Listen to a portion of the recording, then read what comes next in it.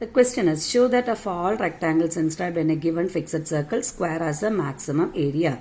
So a rectangle is inscribed in a fixed circle. Fixed circle means the radius of the circle is known to us. So different rectangles are inscribing in that circle, and we have to show that if the rectangle is having maximum area, then the rectangle will be a square. Okay. So I am taking a rectangle A, B, C, D. B and D will be the points on the circle. BD is the diagonal. Since B and D are points on the circle, OB will be the radius. O is the center of the circle. OB will be the radius. Same way, OD will also be the radius.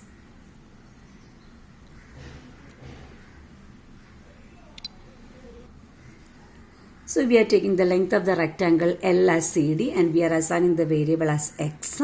And BC, let it be the breadth, and we are assigning the variable as Y.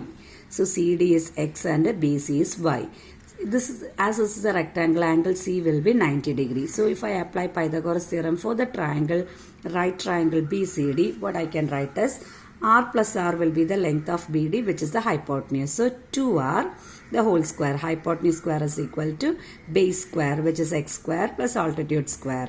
Okay, 2R the whole square is 4R square. So what we get is X square plus Y square is equal to 4R square, which implies Y square is equal to 4R square minus X square, and Y will be equal to square root of 4R square minus X square. Okay, the question itself says that maximum area. So we have to take the area of the rectangle. Area of the rectangle is L into B. Here we took L as X and a breadth as Y. So X into Y. Since we have to differentiate and we are allowed only to use one variable instead of Y, we will give this value. So what we get is X into square root of 4R square minus X square. The next step is we have to differentiate this. Since there is a square root, before differentiating, what we can do, we have done with a similar problem. What we did is we just square both sides, isn't it? So squaring both sides, what we will get? A will become A square. So A square is equal to X square into 4R square minus X square. X becomes X square, root of 4R square minus X square becomes 4R square minus X square. Again we are going to differentiate A square with respect to X. So what we will get? D by dx of A square. Okay, either we can apply product rule, otherwise we can open the bracket to get the term 4R square X square minus X raised to 4. This will be easy to differentiate. So 4R square is a constant, derivative of X square is 2X minus derivative of X raised to 4 is 4X cube. What is common here? 4 is common. 4X is common, so we can take it outside. So what we will get as a balance? 2R square minus X square. Okay, 4X I took common, so the balance is 2R square minus X square. The next step to do is we have to equate this value to 0. So what we get? 4X into 2R square minus X square is equal to 0. But 4 will never become equal to 0. X will not become equal to 0 because X is the length of the rectangle. So the only possibility is 2R square minus X square equal to 0. So what we will get? X square equal to 2R square, which implies X is equal to plus or minus root 2R. Since X is the length of the rectangle, negative value can be avoided. Therefore, X equal to root 2R. Okay, what we have to do next, since we have to apply second derivative test, we have to find the second derivative of dA square, means A square. That means we have to differentiate this value again.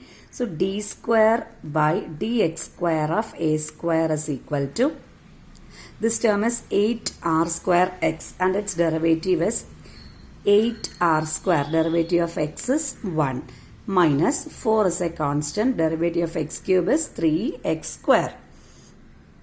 Okay, again what we have to do, we have to find a D square X square, D square by dx square of A square at X equal to root 2R to check whether it is maximum or minimum, means like greater than 0 or less than 0. So what we get is 8R square minus 4 into 3 gives you 12.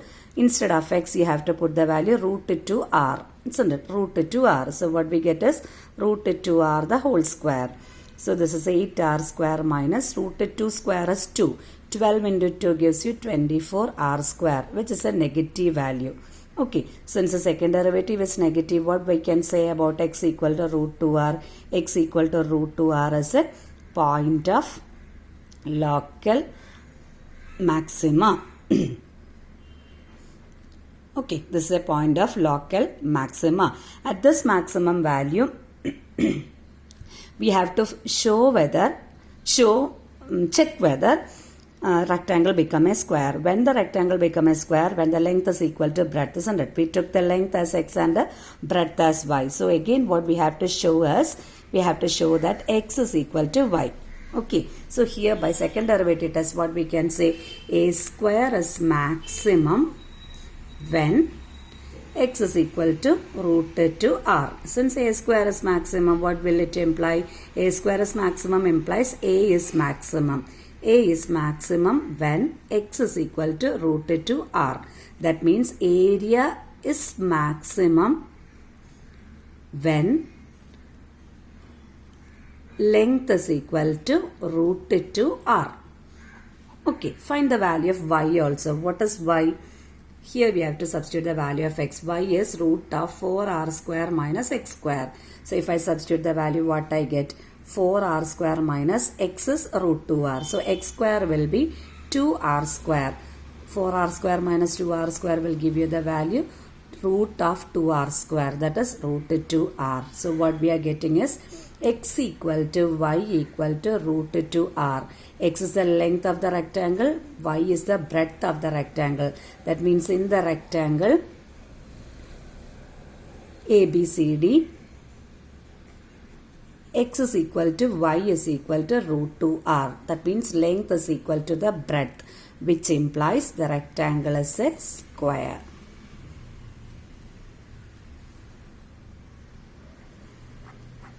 Okay.